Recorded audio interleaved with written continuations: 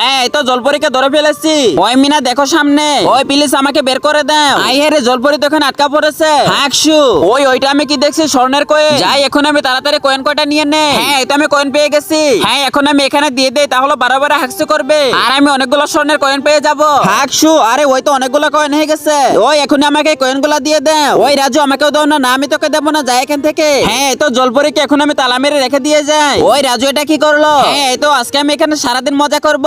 ওই এই যেন স্বর্ণের কয়েন, স্বর্ণের কয়েন, আজকে আমরা সারাদিন এখানে থাকবো। আরে এটা আমি কি দেখছি? ওই মিনা চলে এসেছে, দাঁড়াও আজকে দেখাইতেছে মজা। হ্যাঁ মিনার সাথে অনেক মজা করলাম। ওই আমি আবার এখান থেকে চলে যাব। ওই আমরা দুজনে মিলে এখন সবগুলোই নিয়ে নেব।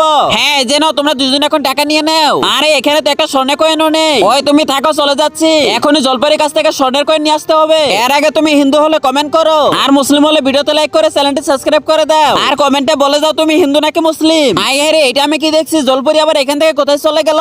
ওই দাঁড়াও লবি, তোমার আজকে দেখাইতেছি মজা। ওই চলো এখান থেকে। আই রে আমাকে তো জলপরা বানিয়ে দিল। হ্যাঁ হ্যাঁ সিগারেট খেলে 40 দিন নামাজ রোজা কবুল হয় না, এটা কি হাদিস দ্বারা প্রমাণিত?